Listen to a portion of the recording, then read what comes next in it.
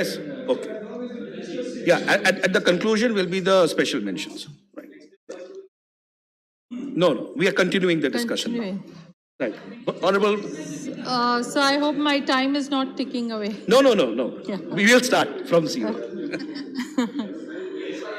So you want to take the special mention? No. We'll do it at the end. So, sir, the first point is that of bonded labor. So I feel it's a matter of utter shame that bonded labor still exists in our midst and in the 21st century. I, sir, still cannot get over a picture a little more than a year back, which went viral, of a starved, frail old man falling at the feet of Tamil Nadu officials, possibly thanking them for rescuing him and his family from bonded labor. One of the lucky persons, sir, rescued from forced servitude. Sir, the government unfortunately has no figures in this respect and has not made an effort to find how many such people are still living in bonded labor in our country. So the 2018 Global Slavery Index estimates that there are 8 million people living in slavery in our country in 2016. This amounts to 6.1 victims for every 1,000 people. So we have made laws. Constitution Article 21 and 23 prohibits bonded labor. The amendment to the Indian Penal Code 370 and 370A are existing. We also made a specific law, the Bonded Labor System Abolition Act in 1976. The specter of bonded labor still plagues our country. And not to forget that this includes not only men, but old men, women, and children. So the question I want to ask, are we doing enough? And the answer, I will leave it to the wisdom of this House and read an observation from an article which is clear enough to say what the government is doing. And it is thus: a glance at the total budget and expenditure for rehabilitation of bonded labor points towards the government's lack of seriousness towards this issue.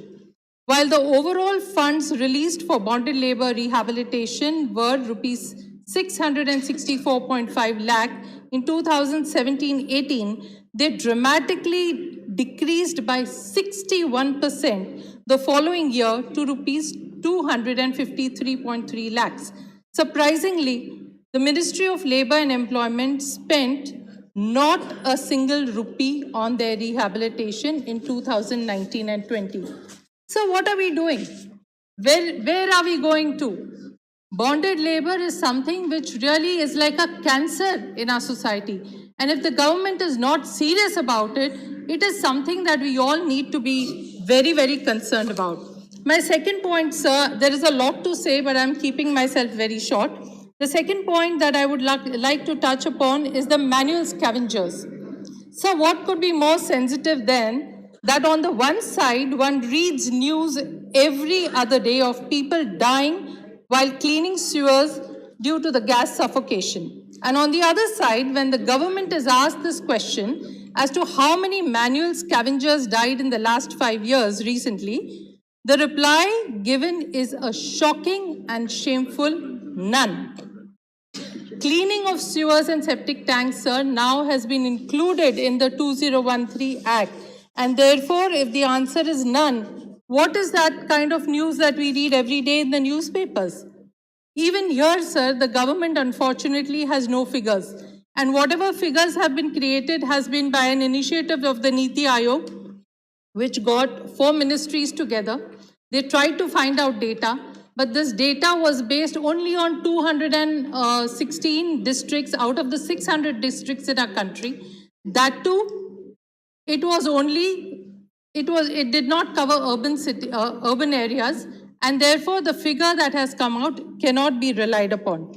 So according to numbers collated by the National Commission for Safai Karmacharis, the statutory body that was set up by an act of the Parliament for welfare of sanitation Member, workers. We'll have to conclude. Sir? We'll have to conclude. Sir. So one important point that I have to make apart from this. So one person died every 5 days on an average while cleaning sewers and septic tanks. So I'll leave this manual scavenger point.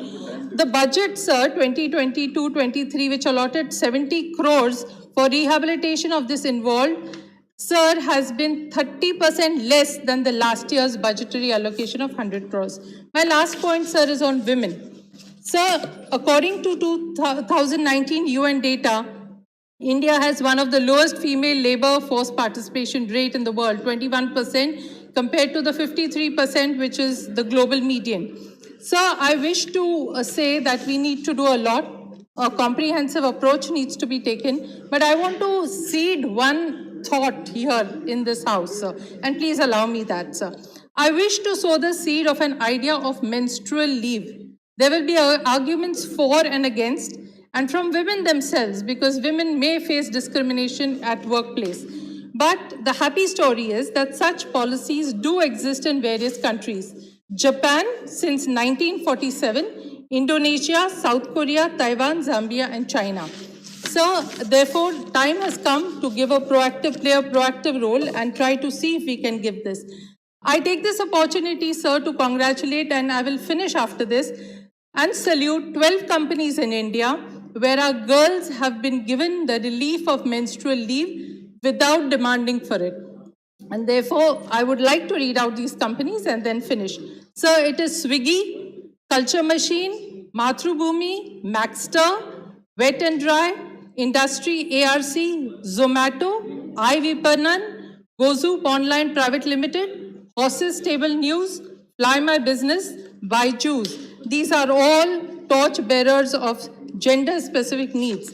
Sir, we seem to be forgetting that we are a welfare state. We seem to be forgetting that we owe a duty to the last man. Sir, it is not a favor we will be doing to them. It is their right, and therefore the government needs to take concrete actions. Thank you, sir. Thank you. Manya Shri Ramnath Thakur ji.